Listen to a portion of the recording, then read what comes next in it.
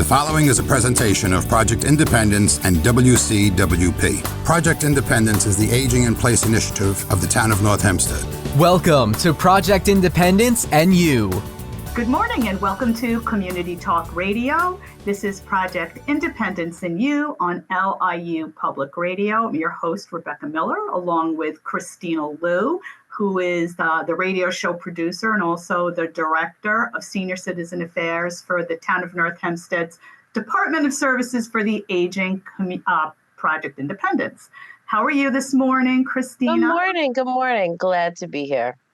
Glad you're here too. And of course, our co-host Otto is off today, and looking forward to having him back in next week's show. Okay. So our guest today is not only a terrific elder law attorney, is a very good friend to Project Independence. We've had him on this radio show many times, and he has also done a lot of presentations for our seniors, both at our advisory meetings and in other venues. So just happy that you're here today. So we have Ron Fatoullah, of course, who's an elder law attorney, and he's going to be talking to us today about all kinds of 2024 updates and other things. And it's always great to have you as a guest. So welcome, Ron. Thank you, Rebecca. I'm so happy to be here. And there's so many new things going on. So it'll be great. I'll take Otto's place just a little bit. Can never replace him, but for now. Great. Well, that's great. I mean, it's just great to have you in any capacity. And, you know, the thing that whenever we have you on is it's great to get all the updates, and we'll get to that. But we're still in this kind of time where we've never had so many people turning 65. So as you know, it's estimated that 10,000 people a day are turning 65. And, you know, that'll go on for another few years, maybe another 5 years. So, I mean, I'm so curious how that number impacts some of the changes, and does it kind of guide the changes? You know, and what should someone who's turning 65 be planning for? You want to plan for the future. I would say it's even 55, but especially when you're 65, you got to make sure that all of your documents are in place. You have an estate plan, you have a plan for long-term care. There are so many things that you have to think about. But from my perspective, you should not, I mean, once you hit 65, I would have hoped that all your docs, all your estate planning has been done, you thought about it. In fact, I mean, my hope would be that by age 65, because you did this 10 years, 5 years earlier, maybe it would be time to revisit what was already done. But I know for a lot of people that are, you know, in their 60s, hit their 60s, you really do want to plan. And you don't want to be caught short. We read in the news all the time. You hear about young musicians that are passing away. You know me, I love music so much. And, you know, my high school group was the Ramones, became the punk rock group, the Ramones. And they're all dead. The original group is all dead. Not to cast any sort of, you know, you don't want to think about death at age 65, God forbid, but you want to start to think about things because there's a greater likelihood that something could happen. And a big stat that really always bothered me is that once you turn 65, there's over a 50% chance that you will need some sort of long-term care in the future. And I think that's a scary stat. But it should get everyone off their backsides and make sure that they do the planning for estate taxes, planning for incapacity and things like that. You know, Ron, I mean, I'm hearing what you're saying, and I totally agree. And I think what kind of stalls some people, even as they get older and close to that age, is the fact that most of my friends who are in that range, maybe they're still a little bit older than me, but they're still working. And, Right. it's like they're working, they can't, like I have friends that say, I have no plans to retire and they're older than 65. They can't retire. So, right. So what you're saying is, even though that's a fact, you shouldn't put off planning. Absolutely. Oh my God. Especially, I mean, if you're working, I personally believe that working keeps you young. Once you turn 60, 65, 70, you want to really make sure you have a work-life balance. But I do believe from the clients that I see, there are anomalies all over the place, but working keeps many of my clients younger, I find. But anything could happen to anyone at any time, and we read about this all the time. And, you just, whether you're working or not, you definitely want to plan. And if you are working, you really want to think about a succession plan. So we have a lot of clients that have their own small businesses. They're working, they're very involved. Uh, you have to think about succession because anything could happen at any time. And I've seen so many of these clients after the fact, they might have own a bakery, a law firm, they're an accountant, and many of them are just solos or small businesses. And you do need a plan. What's going to happen if you can't work anymore, or you become incapacitated, or God forbid you pass away? You owe it to yourself and your family and your legacy to plan ahead. And maybe So on a more positive note too is people I'll are get to the living positive. people are living so much longer. So, not only do you have to plan at, before you turn that age, but also plan well into the future with, the potential of people living 85 and 90. I mean, here at Project Independence, we have, our numbers of people living much older that want to be independent are growing. And like when I was a kid, and I'm sure you too, Ron, it was really unusual when you heard someone's grandparent was in their 90s. It was so unusual. It's like special. I mean, it's still special, but like you never heard that. It was so rare. And now today, it's like, I mean, we have people that are 90 that could still be driving.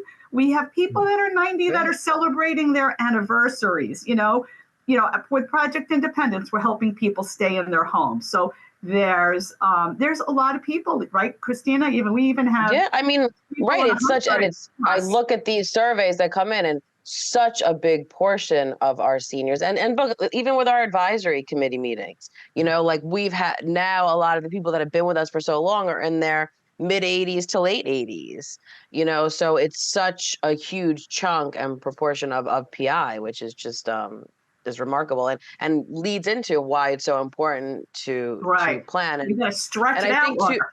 Right. No, and I think, Jerome, at this point, I think the perfect segue as to what documents, we talk about preparing, and I know we've done this, but I think every time you're on, I learn something new about the different critical documents to have and how you should update it and all that stuff. I'm more than happy to go into it. It's funny. I have a neighbor that every time I park my car, she's looking out the window. She lives alone. She's 97. And she says, I'm working very hard.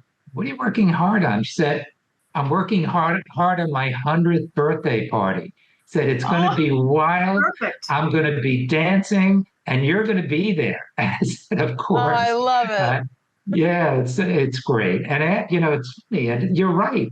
After the show, for me, I have a call with a client who's 100 and totally lucid, not doing great physically, but totally lucid. So yeah, everybody does need to have these docs and need to plan. And I've gone through this part of it before, but I want to emphasize it again because so many of my clients, when they see me, they've heard me and they just don't take action. So it's really important that you do. So I'll go over the docs that I think are absolutely essential. And I would say number one is a special planning power of attorney. That's a power of attorney, not a form that you could download. And New York State has a statutory form, which is wonderful if you're going to a house closing, because that works, or to write checks. But it's a special planning power of attorney for you as you age that will let you do estate planning, would let you do Medicaid planning, would let you do long-term care planning, incapacity planning. It's special, and it might have 20 to 30 plus additional provisions in that power.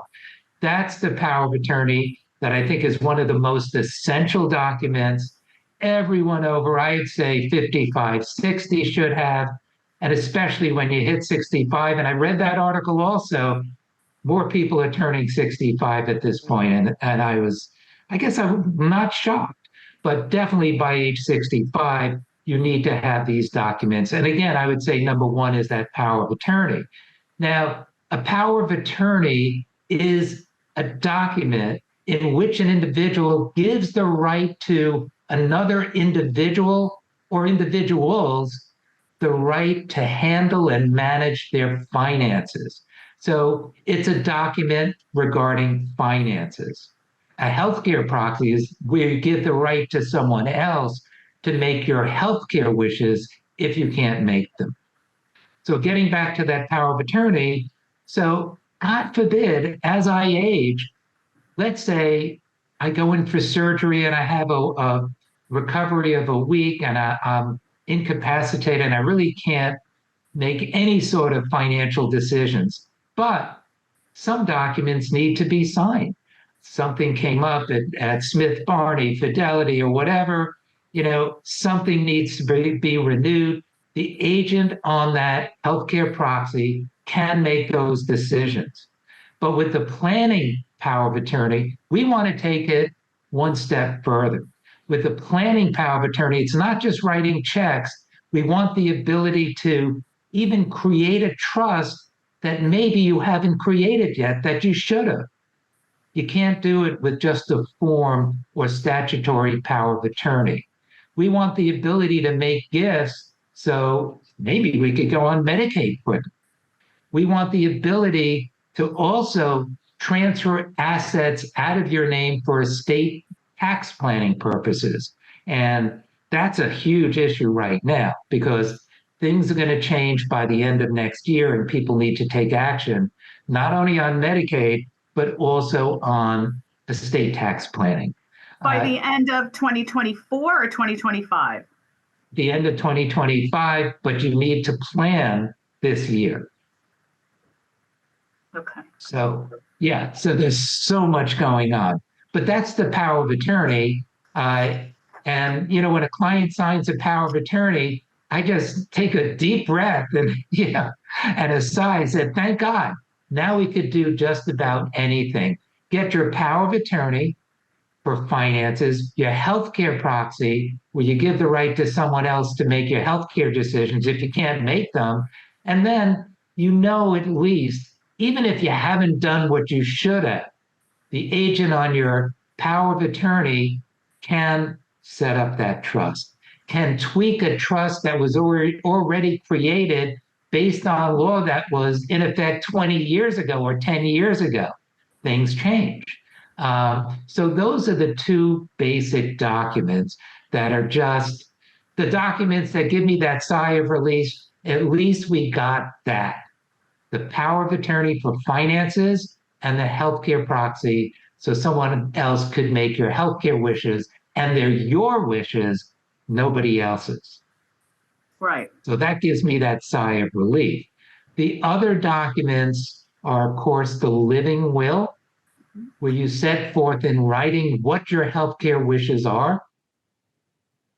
It's the last will and testament, very important, where your assets go when you pass away, because if you don't have a will and you don't have a trust, living trust, then New York State has a schedule that sets forth where your assets go. And I would say 90% of the time, maybe not, maybe 80% of the time, it's not what you would want it to be. So I always say, don't let New York State write your will or trust. Have your own will or trust, which sets forth where your assets go. So you want that last will and testament. And people often say, well, I have beneficiaries on my accounts. I think I'm fine. And I ask them simple questions. Do you own a home, co-op or condo? They said, well, yeah. Well, you can't have a beneficiary on that. You couldn't have someone who's joint with right of survivorship, but there's no beneficiary designation on a deed or a co-op. So you got to think about that. And if they say, well, I'm not concerned about it, it's always good to avoid probate if you can. Probate's not a four-letter dirty word, but you do want to avoid it if you can. And that's something else to think about. Ron, if the deed to your house that you own is not joint right of survivorship and it's in common, or I'm not sure of the lingo, if you change that deed, is there a look back on that? Yeah, if you transfer the ownership to a child, first of all, there are huge capital gains tax issues in how you do this. But if you change title, that would definitely be part of the look back. If your home is valued at $750,000 and you transfer a home with or without a life estate, let's say, you just transferred $750,000 out, and you're not going to get Medicaid nursing home care for 5 years unless we do some special type of planning. If you're on the deed, if it's tenant in common and then you want to change it to joint in common, is that the same kind of, I don't want to say penalty, but is that the same kind of look back? It depends on how we handle it. Tenants, well, let me just explain it for everyone just to make sure. If you own a home or even a bank account as joint with right of survivorship. You know what, Ron? I think that this is going to be a little bit longer of an explanation, and I want to start off with that after we take a quick break. Okay, so after the break, you're right. We'll continue talking with Ron Fatoullah, elder law attorney, all about 2024 updates. WCWP is your home for great music and great conversation. You'll find all that and more on WCWP.org. Listen live on the web, check out the lineup, subscribe to podcasts, and stay up to date on the latest station events. Get in touch with us and let us know if you like what you're hearing. And find out how you can support or get involved at the only community public radio station serving Nassau's North Shore. Plus, sign up to get a free bumper sticker. It's all online at WCWP.org. Welcome back to Project Independence in You. Of course, I'm your host, Rebecca Miller, along with our radio show producer extraordinaire, Kristina Liu. We are talking to Ron Fatoullah, an elder law attorney, all about 2024 updates and so many things senior-minded and such important stuff. So if you're listening to the show, make sure you have a pen. You're going to want to take notes. This will also be airing on North Hempstead TV and a lot of other ways. We'll explain that a little bit later, but such important stuff. So before the break, we had asked a question, kind of the difference between tenants in common and joints in common, and if you change the deed. Sure. So if you own a home or any asset as jointly with right of survivorship, upon the death of one individual, it automatically goes to the other. So simple. If you own the property or any other asset as jointly tenants in common, then let's say I own it with my son Joshua, so we each own 50%. But when I pass away, it doesn't go to Josh, it goes pursuant to my will. So it's very different. I control. So let's say I own a piece of property with a friend of mine. I want my share to go to my family, not to his family or her family. So I would likely have that deed held jointly as tenants in common. That makes sense. Unless it's a family member and I want that individual to get, or I would want to get, upon the death of the first individual, that's jointly with right of survivorship. There's another category. If you're married and you have a home or even a condo, condo or a co-op even. A co-op is not real estate per se. It's shares in a corporation that own the building, and you have a piece of that allocated to your apartment. But there's something known as, and it's very similar to jointly with right of survivorship, but it's for married couples. And it basically says that when one married individual passes away, you're so tied together that it doesn't even get transferred. You both own it at the same time. So if one passes away, it's yours. So anytime, and what I really want to convey, if you own a home and when you bought it, you were married, automatically you're in that category. And you don't have to worry when one passes away, it automatically goes to the other. So you don't have to worry about that. So many clients of mine say, oh, we got our home 30 years ago. I want to make sure I'm the beneficiary. Well, you were married then, and you will get that property with no issues. You know, it's so common today, and more so as I see it with friends, that they are purchasing homes with their parents, and they're raising, you have generational families now, because especially on Long Island, the cost is so prohibitive. And, sometimes the grandparents can help younger families, or children are helping the parents aged at home, that kind of a thing. So I'm hearing a lot from my friends about these kinds of scenarios in terms of the deed, the mortgage, and all that stuff. And, as years go by and the parents are aging, is there a time where you should look at the deed and say, well, this should be one way or the other? It gets complicated because there is a look back period, and that's kind of a scenario I wanted to hear about too. Absolutely.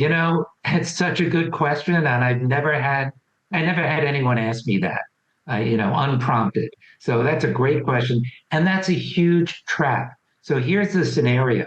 You have a son, a daughter, even a grandchild that wants to buy a home. So let's say the parent or grandparent said, look, I'll give you $100,000 for a down payment.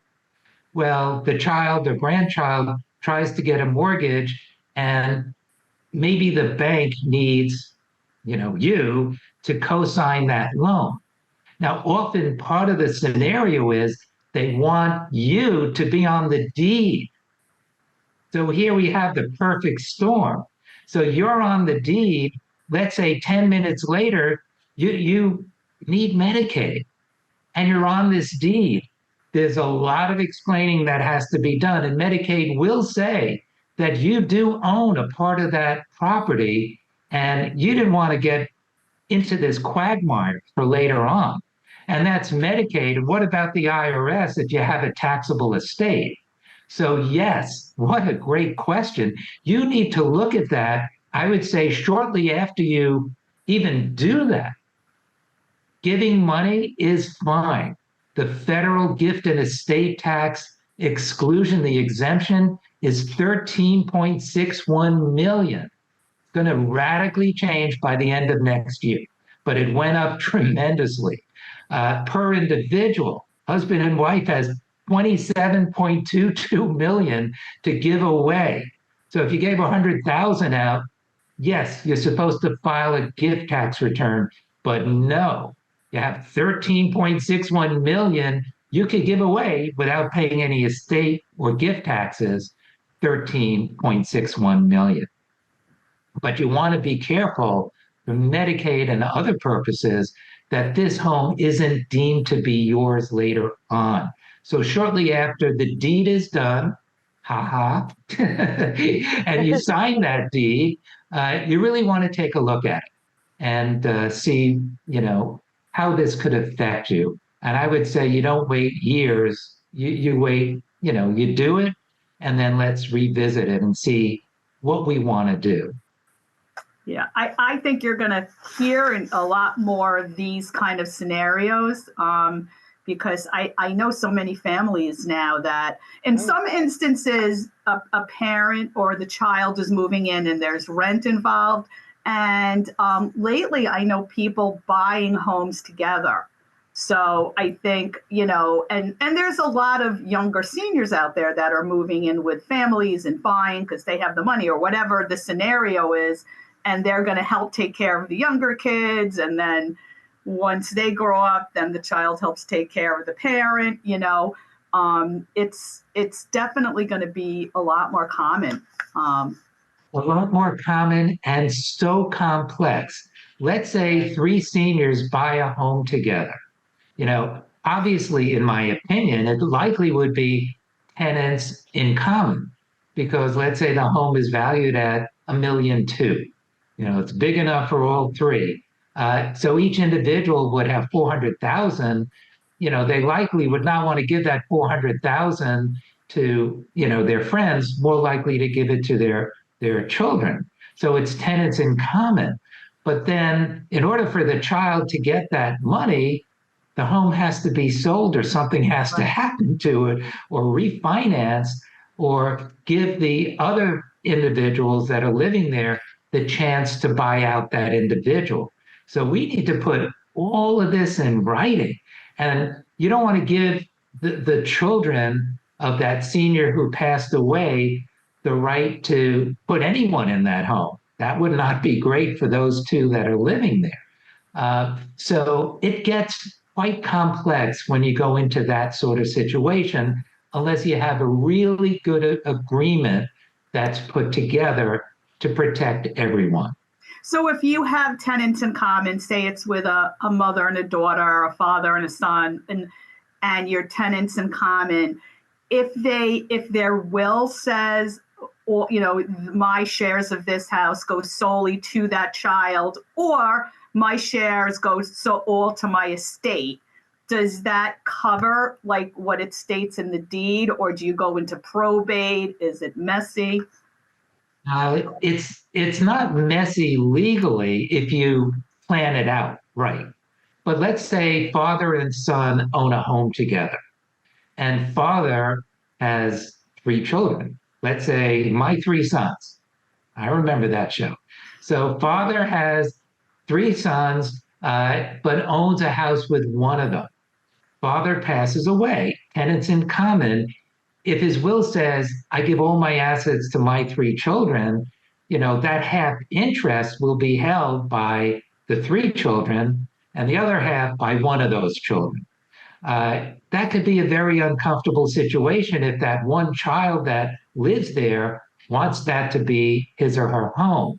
So what we would typically do in that scenario is put at least the dad's share, or probably the whole home, in a trust that spells everything out. For example, typically the father would say, the share, upon my death, my son who's living there that owns half of the house would get this house in its entirety.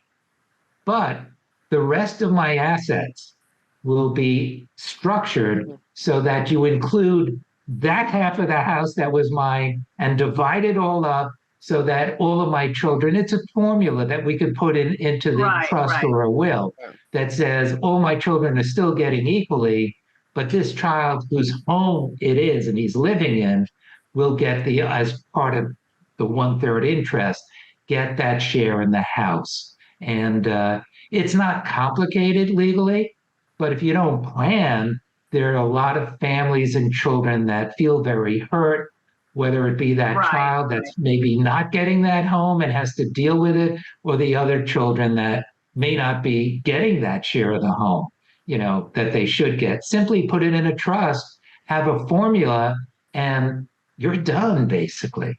Right. Then you don't have to go through potentially changing the deed or something like that, if it's stated out well in the will, in that way.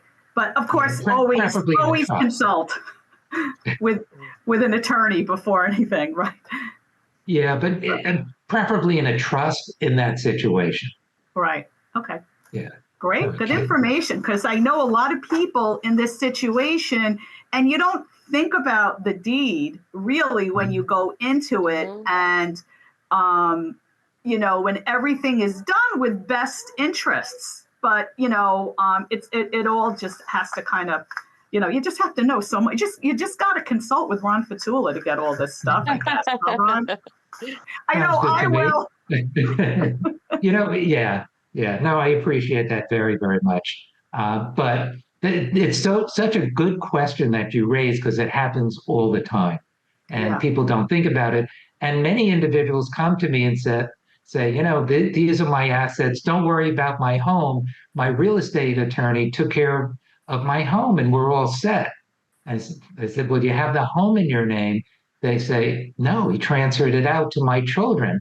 The biggest issue that I see all the time, and if I could just, since we're on the topic, just take 1 minute, but let's say you own a home valued at 750,000, but you paid 100,000 for it. Not atypical at all. It's very common. And you give that home to your 3 sons, let's say.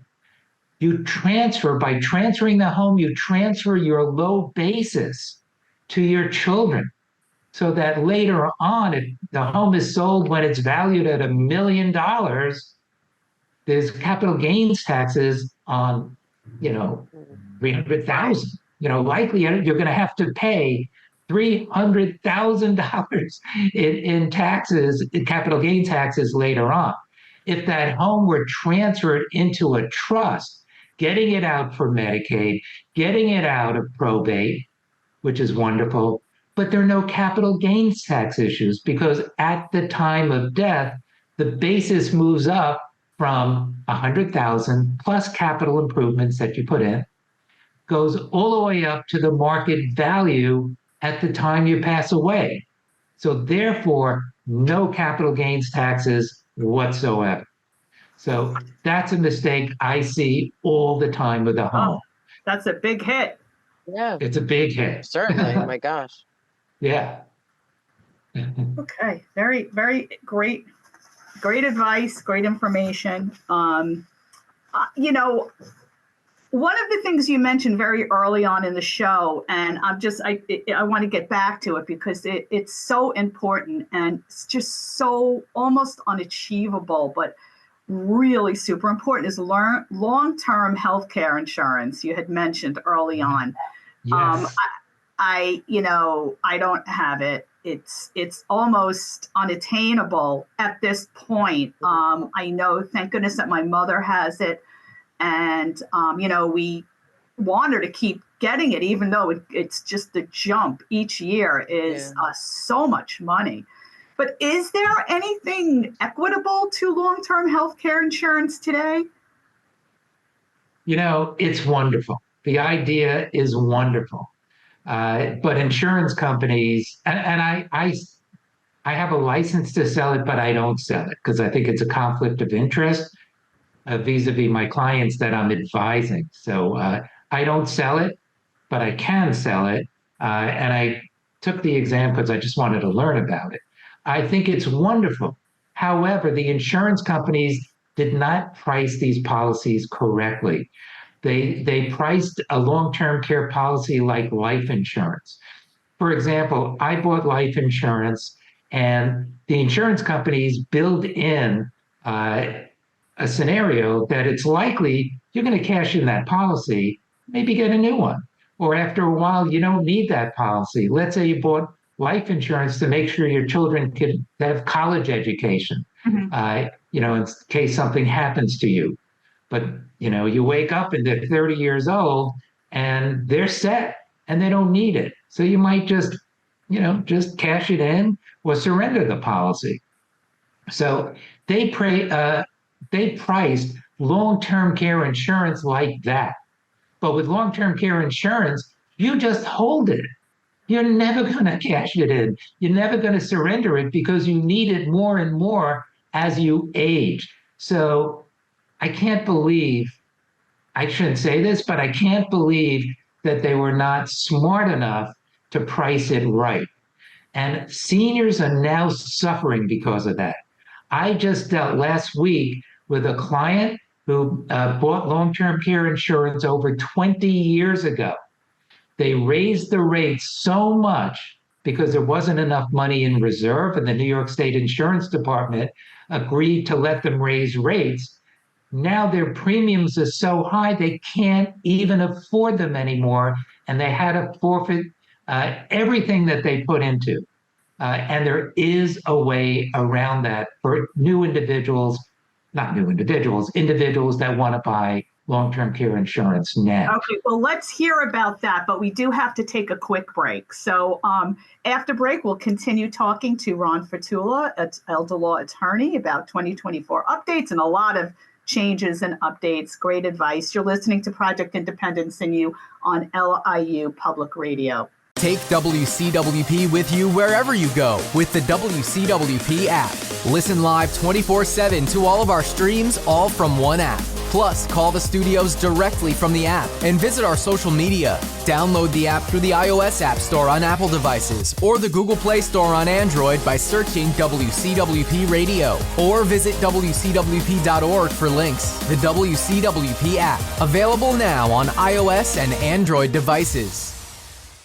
Welcome back to Project Independence in You. I'm your host, Rebecca Miller, along with our radio show producer, Kristina Liu. We're talking to Ron Fatoullah, elder law attorney, about a lot of 2024 updates and just a lot of great advice and things as we get older. So I know right before break, we were just about to hear a little bit of long-term healthcare insurance. Good news. Yeah, some good news. So insurance, when you buy long-term care insurance, insurance companies are allowed to raise the rates if the insurance department gives them consent. And if there's not enough in the till where they feel they could comfortably pay out claims, they're allowed to raise the premiums.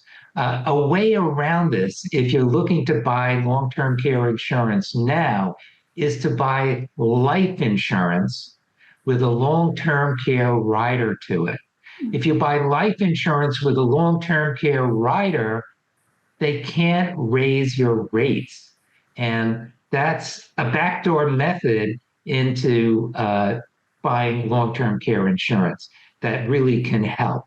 And that's why so many people today are either doing that, and I would say doing that along with doing Medicaid planning as well. But at least if you buy insurance, everyone's going to die. They haven't figured that out yet. So we're all going to pass away, and we're going to get, the children or whoever your beneficiaries are will get when you pass away. Plus, you have this long-term care rider to help you along the way. Before we get to the Medicaid updates, which we have to, just a quick question. Is that rider something that could be added after the fact if you have life insurance, or does it have to be at the time you sign up for your life insurance? I think it has to be at the time, but I don't know. I don't sell it. I don't know. But I know my clients basically do it when they buy the insurance. So I think it may have to be done at the time. At that time, yeah. Yeah. You would think. So what are some of the Medicaid updates? I know that, Kristina is getting a lot of questions and people really want to know what to look for. Okay. The big thing is, and this is huge, and I mentioned this last year, the year before, several years ago, there was a law that was passed to say that there is a 30-month look back for Medicaid home care. So if you need a home health attendant, there'll be a 30-month look back. So they cut the baby in half. For nursing home care, it's 5 years. For home care, it's a 30-month look back on the books. But it still has not been implemented yet, believe it or not.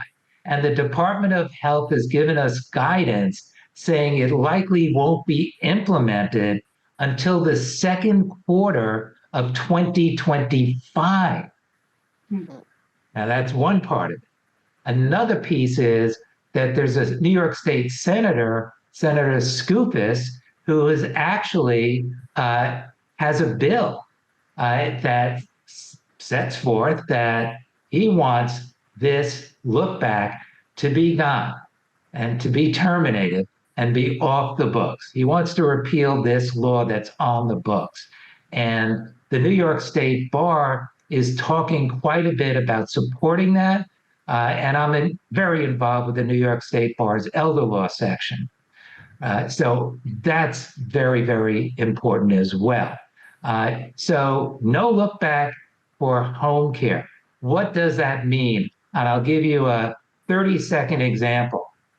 You know, mom who's 85 years old is doing well. She breaks her hip, now needs help at home. And it's going to be chronic help. She needs it. Maybe she needs 8 hours a day, 10 hours a day, whatever it might be. But she has $500,000 in liquid assets. She has $300,000 in IRAs, and she owns her home in Great Neck for $1 million. So, you know, she has about $2 million.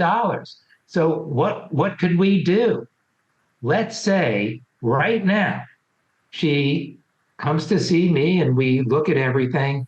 I would transfer her home, typically, we'd ask more questions, typically into a Medicaid Asset Protection Trust. It's out of her name for Medicaid purposes. But since it's Medicaid home care, there's no look back. No look back. Zero. So the home is out of her name. What about the retirement accounts? Well, at that age, her retirement accounts are in payout status. In other words, she has to take required minimum distributions. And we have a new law on that this year, too, for 2024.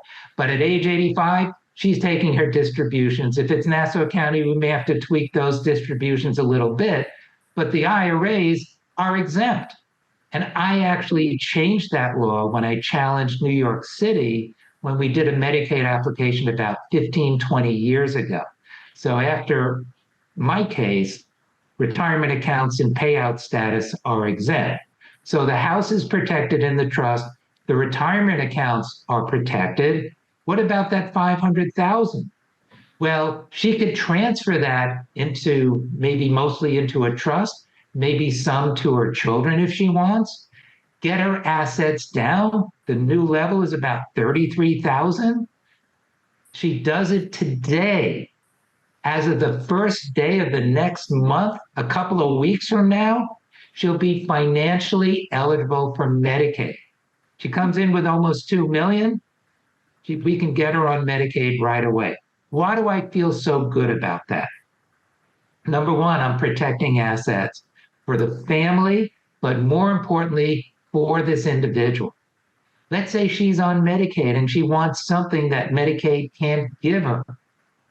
We have this war chest that can be used for mom or your spouse. It is absolutely essential. And I apologize for that, but absolutely essential that planning be done and you could get Medicaid virtually right away. There is a lag in time, but financially, you'll be eligible almost right away. And within a couple of months, you should have that home health attendant in your home helping you. So that's really big.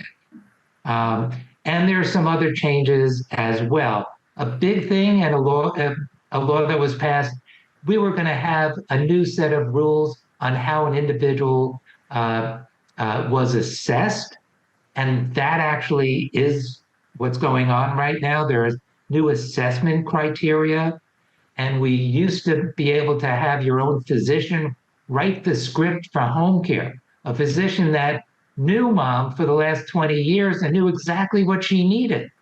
Now there's an independent company called New York Medicaid Choice or Maximus, which comes in and doesn't know mom from a hole in the wall and decides. So there are a lot of deficits to this new rule. But there's some things that have not changed. There is going to be changes in how the individual is assessed with the ADLs, or activities of daily living, and making them more stringent. Well, that's not going to happen until next year. And I hope they won't happen because it's hard enough for seniors right now. Yeah. So those are the big Medicaid home care changes. I would say that Medicaid nursing home changes remain more or less the same, but the levels have increased.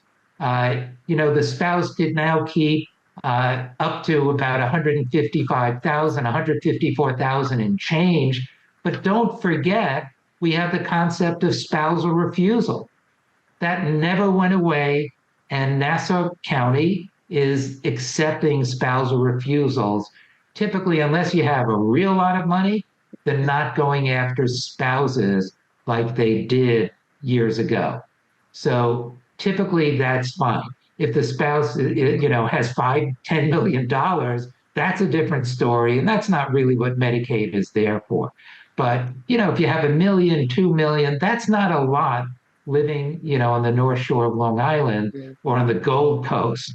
When you say Gold Coast, you think that some people think everyone, are multi-millionaires, and it's not the case, and we have to be cognizant of that.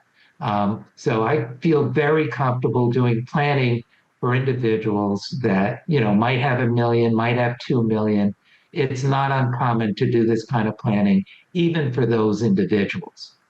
Ron, can we just back up just a little bit? Because I'm sure we have younger seniors watching, seniors that are listening, eventually may hear or see the show, that are, still working. And, hearing Medicaid for the layman is always something that I think people think, it's for people who maybe are lower income or whatever the reason. They don't think Medicaid and themselves or Medicaid and their parents, especially if there is money around. So can you just talk a little bit about it? Because people are kind of like apprehensive about going for the Medicaid. They assume they can't, they don't qualify for it, I think. Yeah, well, I think everyone just learned from Medicaid home care. I gave a scenario where someone had about $2 million, including their home. It was very easy to get them on Medicaid. Same thing if it's 3 million, But again, there comes some point, not legally, but maybe morally, if somebody has $10 million, we're going to do estate planning for them, not Medicaid. The system wasn't meant for that. However, what most people don't realize, the system really was there for the middle class individual, and what, was the millionaire next door. Now the millionaire next door is, sometimes scraping by a little bit, with the average cost of 1 month in a nursing home, about $20,000 a month. Just do the math, a couple of years in a nursing home and you're wiped out. And I don't ever. And the reason why I started to do elder law was because I saw so many spouses that became impoverished and I couldn't take it. I hated to see an elderly spouse who lived their whole life and saved to have nothing when their husband, typically their husband or wife, had to go into a nursing home or get home care. And I just never want to see that again. So there is planning that can be done. And when you say $1 million, that's just middle class. Medicaid even initially was there and was thought about for the middle class. They don't want people to abuse it, but they want people to use it. That is why there is a 5-year look back. That is why they do let you plan. They make it a little difficult. And they're giving me a job. Every day I do this. But they're making it a little more difficult. But they know that individuals are going to transfer assets into trusts. They know it. They allow it. They know you're going to do it. Same thing with saving on estate taxes. Don't think that every single politician is not doing estate planning.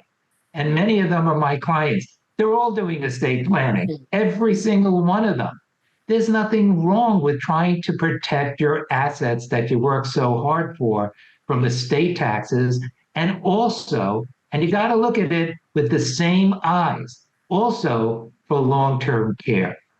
There's nothing wrong about doing that. The law lets you do it and lets me as an elder law attorney do it in a way that's, you don't feel the pain as much, and you can get the care when you need it. Wow. Such good, yeah, good stuff. There's Ron, I also saw, I know that I was looking at different things on your website and stuff, and there's, speaking of, I know we just touched upon it briefly, but the changes for 2024 estate taxes and gift tax levels and how that's all. This is huge. Kristina, this is huge, huge. So, in where Project Independence broadcasts, there are a lot of people who are very wealthy. Now, I did say that in 2024, the exclusion for federal gift and estate taxes went up, and they went up to 13.61 million. An individual, husband and wife, would get over 27 million, 27.22 million. That's huge. Number one, you should know that that goes away at the end of next year. So it's going to be halved. If the law doesn't change, it's on the books. The law doesn't have to change for this to happen. It will be halved at the end of 2025, which means you got to plan. So if you have quite a bit of money, most of my clients don't, but many do actually, you want to do the planning now. Now, what do you want to do? You want to make sure that you preserve that extra amount. That's huge. That's about $7 million.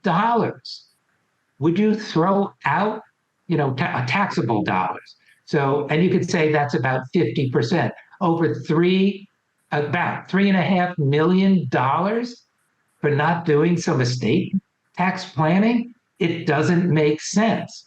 And if you're teetering, let's say you might have $2 million in life insurance that you own. Well, that's in your taxable estate. And then you have a house that's worth $1.5 million. That's $3.5 million already. You have a retirement, a lot of people might be teetering on half of 13.6 million. If you're teetering on about half or about 6.5 million or close to it, and let's say, because I know, Rebecca, you're using the age of 65, well, let's say money doubles about every 10, 12 years, and you're just teetering on that. You better do planning. You need to do estate planning. Estate tax planning is absolutely crucial. Ron, if I ever have that dilemma, I am definitely coming to you. And most people don't. But there are a lot of people, I have clients that, have a home in Kings Point.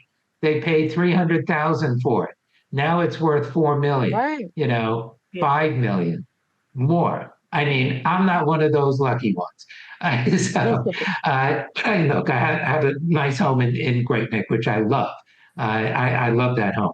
And anyway, but planning needs to be done. Your home is part of your taxable estate. Life insurance, it's all part of it.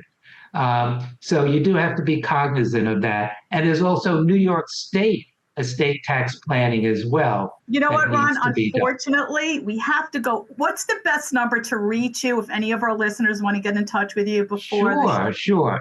We have an office in Great Neck, and the number there is 516-466-4422. 516-466-4422. And if any of our listeners want information and they miss the number, you can always get in touch with Kristina or I at 311 call center. You can call us 516-869-6311. Ron, thank you so much for all the information and updates today. I know we'll have you back. You're listening to Project Independence and You, LIU Public Radio.